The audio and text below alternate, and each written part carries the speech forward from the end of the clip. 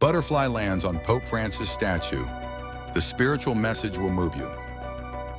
The small village of San Celeste, nestled in a lush valley of olive groves and vineyards, carried a timeless charm that belied its current struggles. Cobblestone streets wound through rows of terracotta-roofed houses, their walls adorned with climbing vines of bougainvillea that bloomed in vibrant hues of pink and orange. At the village center stood the Church of Santa Maria, its bell tower rising as a beacon of faith and tradition. For centuries, the church had been the heart of San Celeste, drawing villagers together for baptisms, weddings, and Sunday Mass. But in recent years, the church's once-packed pews now sat half-empty. Economic hardship had swept through the village like an unrelenting storm. The once thriving local businesses, a bakery, a family-owned grocer, and a blacksmith, had shuttered their doors one by one. Younger generations had left in search of opportunity, leaving behind aging parents and grandparents who struggled to maintain their way of life. Tensions among the remaining villagers simmered just beneath the surface, exacerbated by disagreements over how to allocate the community's dwindling resources. It was in this backdrop of quiet desperation that 73-year-old Maria Rossi carried on with her daily routine. Every morning, as the sun's first rays spilled over the hills, Maria made her way to Santa Maria with broom and dustpan in hand. She had performed this ritual for 40 years, sweeping the church steps until they gleamed and clearing away the wax drippings from candles burned in prayer. To Maria, these acts were more than chores. They were offerings, a tangible expression of her devotion to God and her late husband, Antonio. Antonio had passed away 15 years earlier, leaving Maria to navigate life alone. Their modest home, a small stone cottage on the edge of the village, had been her sanctuary ever since. Its walls were filled with memories. Photographs of their wedding day, framed sketches Antonio had drawn of the countryside, and the creaky wooden rocking chair where he had spent many afternoons reading. Yet as much as Maria cherished the home, it had become a source of anguish in recent weeks. Her grandson, Luca, was the pride of her life. Bright and ambitious, he had been accepted into a prestigious medical school in Milan. But the cost of tuition was staggering, and Luca's parents, Maria's son and daughter-in-law, could not afford it. Maria had spent countless sleepless nights agonizing over a solution until the idea of selling her home had taken root. She had resisted at first. Selling the house meant severing her last connection to Antonio and the life they had built together. Yet how could she deny Luca his future? How could she refuse him the chance to become the first doctor in their family, a symbol of hope for a new generation? The weight of the decision bore down on her, filling her heart with guilt and doubt. As Maria swept the church steps that morning, she was joined by the familiar silence of the village square. The fountain at its center trickled faintly, a reminder of better days when children played there after school. The air was cool, scented faintly with rosemary and pine, but there was an unshakable heaviness that lingered. Maria paused, leaning on her broom, and glanced up at the newly installed statue of Pope Francis just outside the church entrance. Crafted from white marble, the statue depicted the Pope with his arms outstretched in a gesture of welcome and compassion. It was meant to inspire hope, a message of unity for a village on the brink of despair. But the statue had sparked its own controversy. Many in San Celeste had criticized the village council's decision to spend their limited funds on such a project. Some argued the money could have been used for practical purposes, repairing the aging schoolhouse, funding the local clinic, or even reopening the bakery that had once been the village's heart. Others felt the statue was an unnecessary indulgence, a reminder of the church's fading relevance in a community struggling to put food on the table. Even Maria, whose faith had guided her through life's darkest moments, found herself questioning whether the statue was the right choice. As she dusted its marble base, she thought about the neighbors who had stopped attending Mass altogether. Some had grown disillusioned, claiming the church offered no answers to their problems. Others had simply drifted away, burdened by the daily grind of survival. Maria sighed, her gaze drifting to the Virgin Mary fresco inside the church. The colors had faded over centuries, but the serene expression on Mary's face still radiated comfort. Maria found herself praying silently, asking for guidance. She felt as though she were standing at a crossroads, not just in her own life, but in the life of the village. Later that day, as she returned home, Maria stopped to chat with Elena, her neighbor and lifelong friend. Elena, a practical woman with a sharp tongue, had been vocal in her opposition to the Pope's statue. It's a waste, Maria. Elena said, shaking her head as she hung laundry on a sagging clothesline. How can they spend money on marble when people are struggling to buy bread? The church isn't what it used to be. People need action, not statues. Maria nodded, though she felt torn. She had always believed in the power of faith to sustain people through hard times. But was Elena right? Had the church lost its way, more concerned with appearances than helping those in need? That night, Maria sat at her kitchen table, staring at the deed to her house. Her hands trembled as she traced the edges of the paper, the enormity of her choice pressing down on her. She thought of Luca, his earnest eyes full of hope, and Antonio, whose voice she could almost hear, urging her to be strong. God, give me a sign. Maria whispered, tears spilling onto the wooden surface. Help me understand what I'm supposed to do. Little did she know, the answer to her prayer would come in a way she could never have imagined. The morning began like any other for Maria Rossi. As the first light of dawn spilled over the village of San Celeste, Maria tightened her shawl against the chill and made her way to Santa Maria with broom in hand. The cobblestones beneath her feet were slick with dew, and the air was filled with the faint, earthy scent of olive trees. The stillness of the square felt heavier than usual, as if the village itself were holding its breath. When Maria reached the church steps, she paused to gaze up at the statue of Pope Francis. It stood serene and silent, bathed in the soft gold of the rising sun.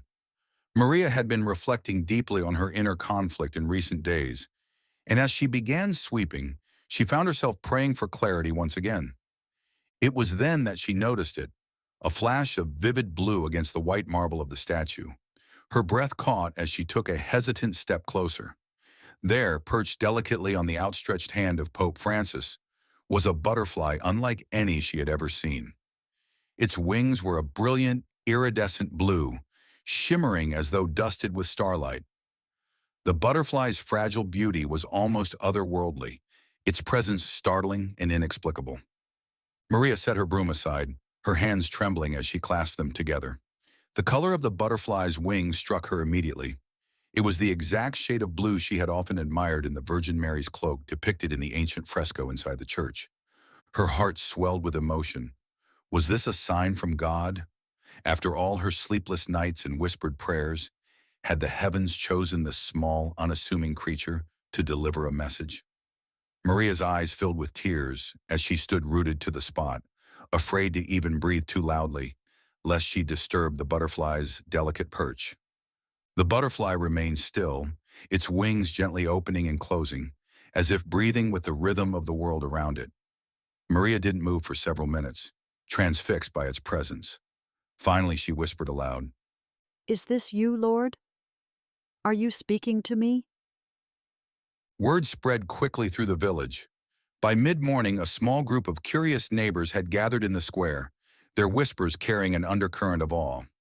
It's a blue morpho butterfly, Said Timothy, the village's retired schoolteacher, squinting at the creature through his thick glasses. They're native to the Amazon, thousands of miles away. What's it doing here? Perhaps it's a miracle. Murmured Elena, who stood with her arms crossed but couldn't hide the flicker of wonder in her eyes. As the villagers speculated, the butterfly continued to rest on the statue, undisturbed by the growing crowd. Children pointed and gasped, while older residents shook their heads in disbelief. Maria, however, remained silent, her hands clasped in prayer. To her, the butterfly's presence felt deeply personal, as though it had been sent not just to the village, but to her specifically. Now, by the end of the day, the story of the butterfly had begun to spread beyond San Celeste. Visitors from neighboring towns arrived to catch a glimpse of the extraordinary sight, and the church square buzzed with an energy it hadn't seen in years. People brought offerings of flowers and candles, placing them at the base of the statue. Some knelt in prayer, while others simply stared in wonder. The butterfly, remarkably, stayed. It didn't leave that night or the next.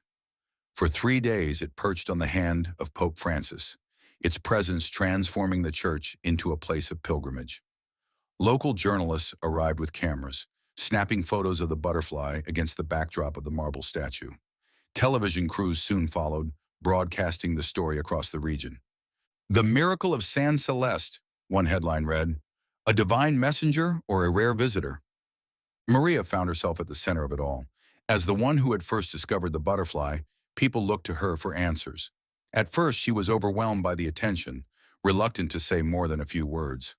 But as visitors approached her with questions about faith, about the meaning of the butterfly, about their own struggles, Maria began to speak.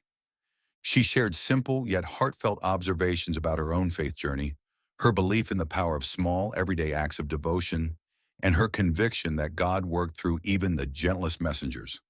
Her words, though unpolished, carried an authenticity that resonated with those who heard them. This butterfly, Maria told a young mother who had traveled from a nearby village. it reminds us that even in our hardest moments, beauty and grace can find us. It's a sign that we're not forgotten. As the days passed, Maria began to see how the butterfly was changing the village. People who had avoided the church for years now returned, if only to light a candle or say a quiet prayer. Old grievances among neighbors seemed to fade, replaced by a shared sense of wonder. Even the statue of Pope Francis, once a source of controversy, now stood as a unifying symbol. One evening, as the crowd around the statue began to thin, Maria sat on a wooden bench in the square, watching the butterfly's wings catch the fading light. She felt a deep sense of peace, something she hadn't experienced in a long time. For the first time in weeks, the decision to sell her home no longer felt like a burden. Perhaps the butterfly was a sign, reminding her that letting go didn't mean losing everything. Her family's legacy wasn't tied to bricks and mortar. It lived on in Luca's dreams, in the love she had shared with Antonio, and in the quiet acts of faith that had sustained her through the years. As she reflected on this, a soft voice interrupted her thoughts. Nana Maria, Maria turned to see Luca standing beside her, his face lit with excitement. everyone is talking about the butterfly. He said, sitting down beside her. Do you think it's really a miracle? Maria smiled, brushing a strand of hair from his forehead. I think miracles come in many forms, Luca. Sometimes they're big and grand. Other times they're small, like a butterfly landing where it shouldn't be. The two sat in silence for a while, watching as the last rays of sunlight bathed the square in gold. The butterfly, still perched on the statue, seemed to glow with an inner light. To Maria, it was a symbol of transformation, not just for the village, but for herself. By the third day, as the butterfly prepared to leave, Maria knew its message had been delivered. By the fourth morning of the butterfly's mysterious visit, the village square of San Celeste had undergone a remarkable transformation. What was once a quiet, somber place where residents passed one another with hurried nods had become a vibrant hub of activity. The air buzzed with conversation, laughter, and shared stories as people gathered near the statue of Pope Francis to witness what they now called the miracle. In the midst of it all was Maria Rossi. She had never sought attention or recognition, and yet, with the butterfly's arrival, she had become an unexpected symbol of faith and resilience. Visitors approached her constantly, eager to hear her thoughts about the butterfly's significance. At first, she felt overwhelmed, unsure of what to say. But as the days passed, she found her voice, speaking from the heart in a way that resonated deeply with those who listened. Nana Maria, A middle-aged woman from a nearby town said one morning, kneeling beside Maria near the statue. I've been struggling to find meaning in my life. I lost my husband last year, and it feels like God has forgotten me. Do you think the butterfly is a sign that he's still watching over us? Maria placed a gentle hand on the woman's shoulder, her own heart aching at the familiar pain of loss. I believe She said softly. that God speaks to us in ways we don't always expect.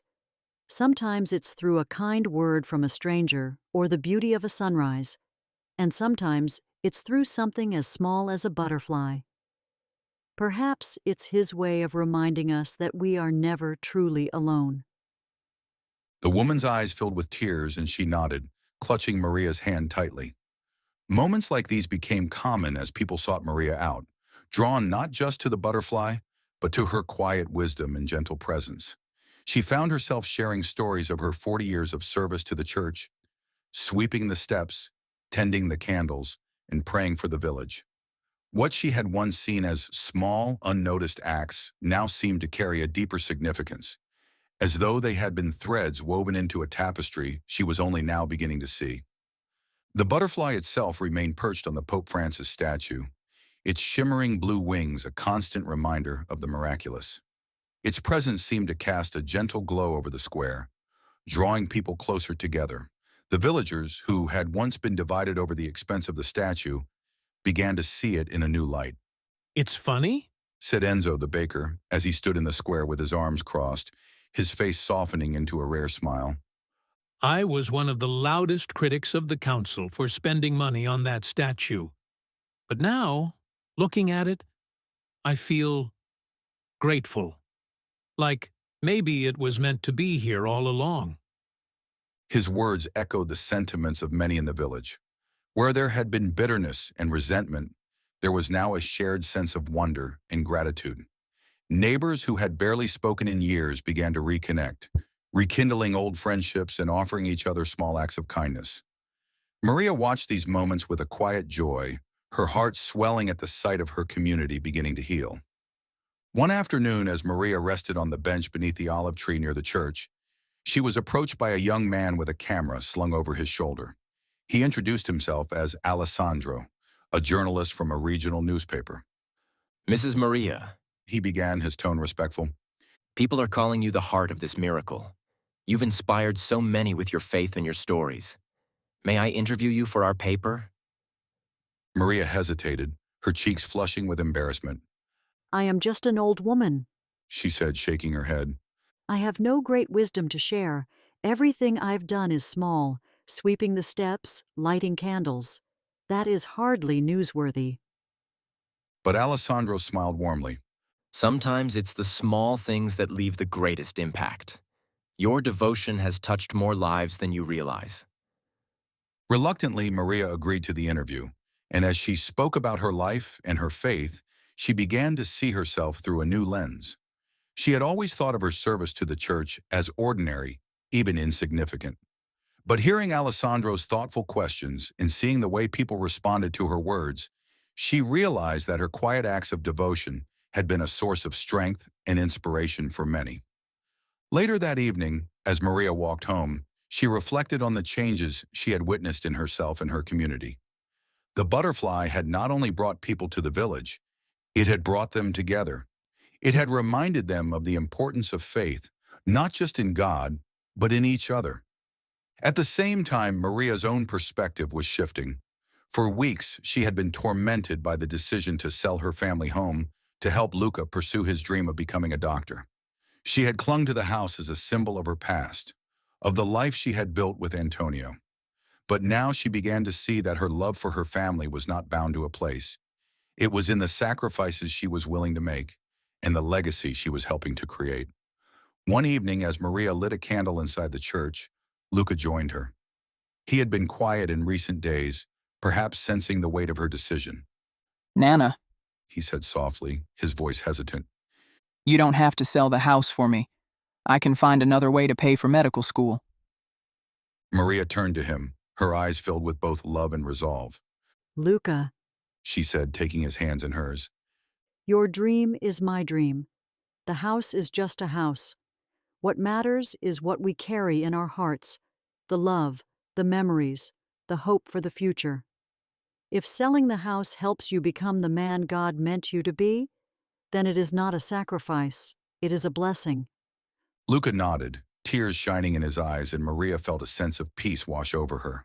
The butterfly's presence had reminded her of the beauty and transformation, in letting go of what was to make room for what could be.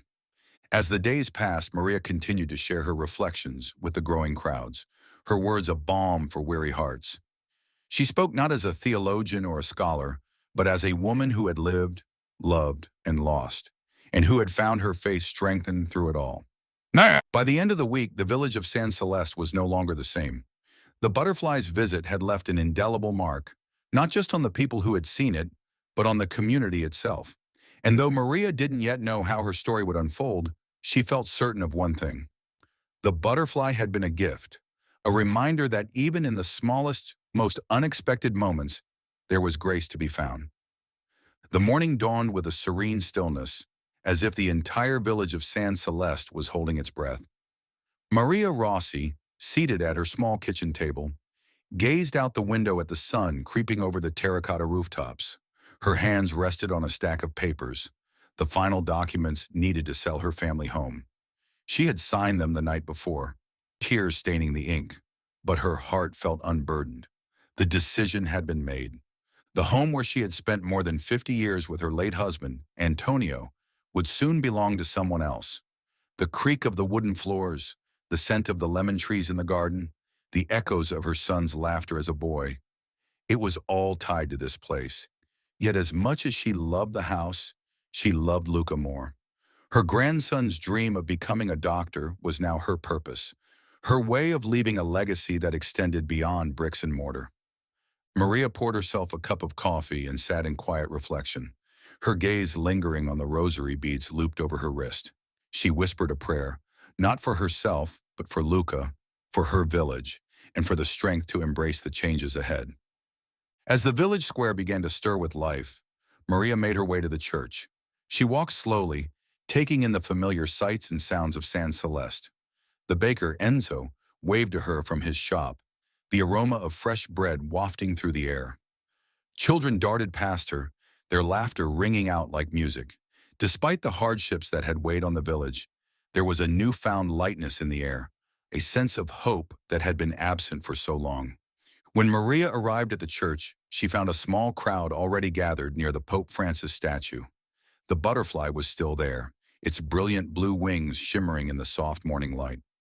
Villagers spoke in hushed tones, their eyes fixed on the delicate creature that had brought so much wonder to their lives.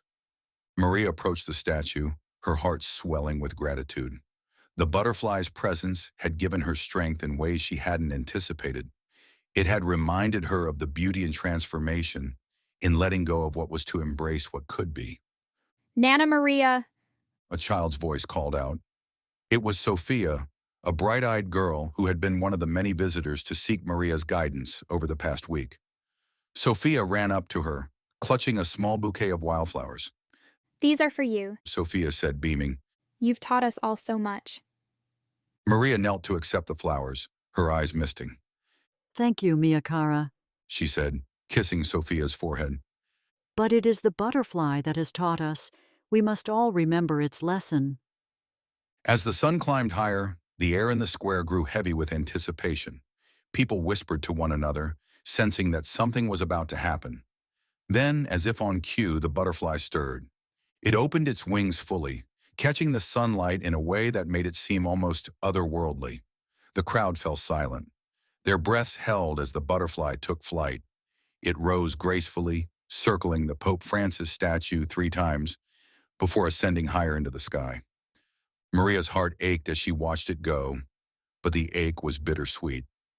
The butterfly had been a gift, a reminder of divine presence and the interconnectedness of their lives. Now its departure felt like a blessing, a sign that its work here was done. The butterfly's final flight was a sight none of them would ever forget. It soared above the rooftops of San Celeste, its vibrant blue wings contrasting against the warm hues of the village. The crowd stood in awe, some wiping away tears, as the butterfly disappeared into the golden light of the sunrise. Later that day, Maria sat on the church steps, the bouquet of wildflowers from Sophia resting beside her. She closed her eyes and let the warmth of the sun wash over her.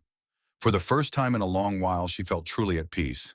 Father William joined her, his expression contemplative. You've done a great deal for this village, Maria. He said after a moment. More than you realize. Maria opened her eyes and looked at him. I've only done what I could. She said. The butterfly, it did the rest. He smiled. Perhaps, but it chose this village. It chose this church. And it chose you. That is no coincidence. Maria nodded, her thoughts turning inward. The butterfly's visit had changed her, just as it had changed the village. It had shown her that faith was not static. It was alive, constantly evolving, just like the people who carried it. As the sun set over San Celeste, Maria returned to her home one last time. She walked through each room, touching the walls and whispering her goodbyes. When she reached the garden, she paused to admire the lemon trees, their fruit glowing softly in the fading light. This is not the end. She said aloud, as if speaking to Antonio. Our love will carry on. In Lucca, in this village, in the lives we've touched. The next morning, Maria handed the keys to the new owners, a young couple just starting their lives together. She felt a pang of sadness as she walked away, but it was accompanied by a quiet joy. She had made her sacrifice, and in doing so, she had opened the door to a brighter future. In the weeks that followed, the story of the butterfly spread far beyond San Celeste. Pilgrims came to the village, drawn by tales of the miraculous blue visitor and the woman whose faith had inspired so many. The church saw its pews filled once again, not just with locals, but with people from all walks of life seeking hope and renewal. Maria remained a quiet presence in the village, continuing her acts of service with the same devotion she had always shown. But now there was a lightness in her step, a sense of fulfillment that hadn't been there before. She knew that her sacrifice, like the butterfly's visit, had been part of a larger plan, one that she might never fully understand but trusted all the same. One evening, as Maria lit a candle in the church, she glanced at the Pope Francis statue. Though the butterfly was gone, she could still feel its presence, as if its spirit lingered in the air. She smiled, her heart brimming with gratitude. Thank you. She whispered, her voice steady and sure. For everything. And in that moment, Maria felt the unmistakable warmth of grace, wrapping around her like a gentle embrace, reminding her that even in letting go, she had found something far greater: faith, love, and the strength to carry on. San Celeste had always been a place of beauty and tradition, but over the years, its spirit had faded under the weight of economic struggles and communal divisions. However, the arrival of the butterfly in Maria Rossi's story brought about a transformation that no one could have anticipated. The news spread quickly, far beyond the borders of the small Italian village. Journalists wrote about the miraculous blue butterfly, the Pope Francis statue, and the unwavering faith of an elderly widow who had become the heart of the tale. Photos of the butterfly perched on the statue circulated widely, accompanied by headlines like, "A divine visitor brings hope to San Celeste." Pilgrims from nearby towns and even distant cities began to flock to the village. They came to see the church, to hear Maria's story, and to feel the quiet but profound sense of renewal that seemed to emanate from San Celeste. At first, the villagers were overwhelmed by the sudden influx of visitors. The square, once quiet and unassuming, now bustled with activity as tourists and worshippers gathered to admire the statue and light candles in the church. The influx of visitors brought new life to the struggling community. Local businesses, which had been on the brink of closing, saw a surge in customers. Enzo's bakery couldn't keep up with the demand for his famous bread and pastries. The cafe on the corner extended its hours, and artisans who had once considered abandoning their craft now had eager buyers for their handmade goods. Donations began pouring in from visitors inspired by the story. Many of them left generous offerings at the church, moved by Maria's sacrifice and the butterfly's symbolic presence. The village council, once criticized for installing the Pope Francis statue, found itself at the center of a remarkable revival. With the newfound resources, the council made the decision to reinvest in the community. They allocated funds to repair crumbling infrastructure, reopen the school that had been shuttered, and establish a scholarship program to support local students. Starting with Maria's grandson, Luca. The Pope Francis statue, once a source of division, now stood as a symbol of hope and transformation. Villagers who had initially protested its installation began to gather around it, sharing stories and prayers. The statue became a meeting point, a place where people could reflect on the lessons of faith, sacrifice, and resilience that the butterfly had brought into their lives. The church itself underwent a transformation. Attendance, which had been dwindling for years, surged as more people found their way back to their faith. Father Giuseppe, inspired by the events, organized new programs to support the community. He started weekly gatherings where villagers could share their struggles and joys, fostering a sense of unity that had been missing for so long. With a portion of the donation funds, the church launched initiatives to help struggling families. Food drives, job training programs, and support groups became a regular part of village life. The church, once seen as out of touch with the community's needs, now played a central role in its revival. Maria watched these changes with quiet pride. Though she had never sought recognition, her story had become the catalyst for something extraordinary. People often approached her to thank her, to share how her faith and sacrifice had inspired them to find strength in their own lives. Maria herself became a symbol of resilience and devotion, not only to the villagers but to the many visitors who came to San Celeste. People sought her out, eager to hear her reflections on faith and the butterfly's message. Maria, ever humble, would simply smile and say, I've done nothing extraordinary. I only trusted in God's plan. her modesty only deepened the respect and admiration people felt for her. Villagers who had once overlooked her quiet acts of service now recognized the profound impact of her steadfast faith. She became a source of comfort and wisdom, offering gentle advice to those who sought it. Maria's decision to sell her home and support Luca's education became a story of hope that resonated deeply with everyone who heard it.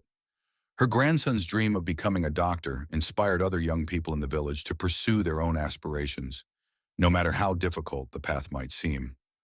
One day, as Maria walked through the square, she noticed a group of children playing near the Pope Francis statue.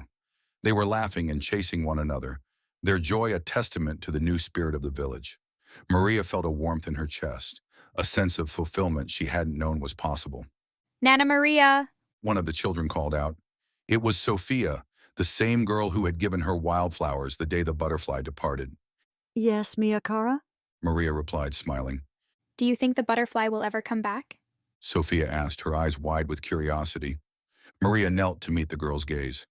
Perhaps not in the way we expect, She said, but its message will always be here, in our hearts and in the way we care for one another. the transformation of San Celeste was more than economic. It was spiritual. The village, once marked by divisions and struggles, now stood united. The lessons of the butterfly and Maria's sacrifice had reminded everyone of the importance of faith, hope, and community.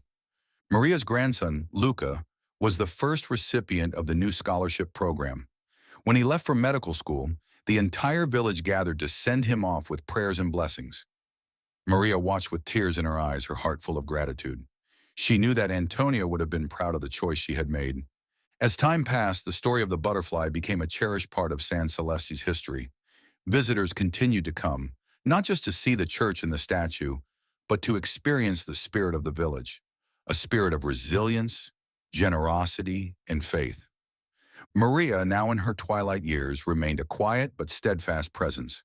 She continued her daily acts of service, sweeping the church steps and lighting candles, always with a prayer on her lips.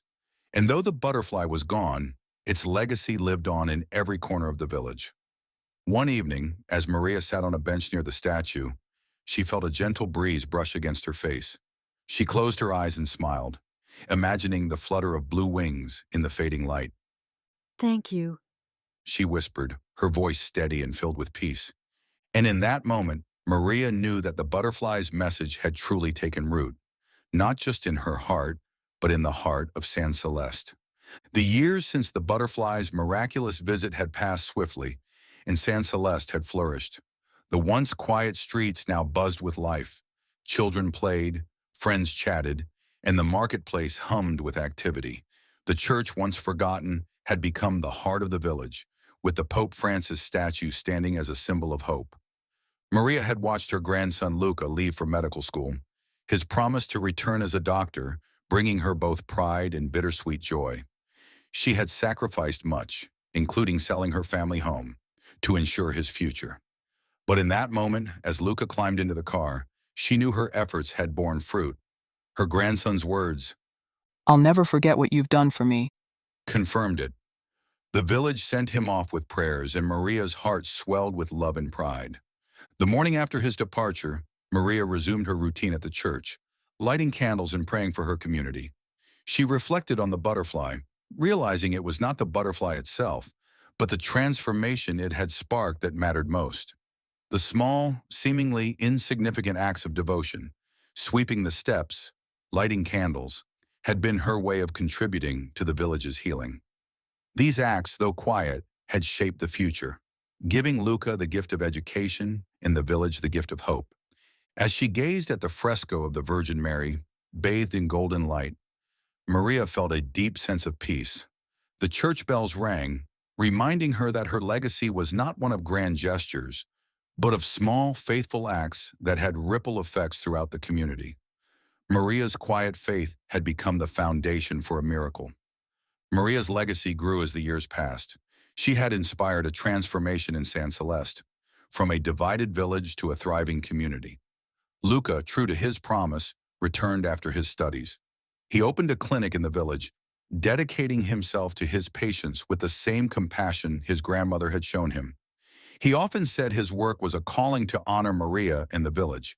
Maria lived to see her grandson's success, and when she passed, she was laid to rest in the small cemetery behind the church, surrounded by those she had loved. Her legacy of faith, sacrifice, and love lived on in the village's history, a testament to the power of small acts of devotion. The butterfly had sparked a change, but it was Maria's steadfast faith and quiet love that had truly transformed San Celeste.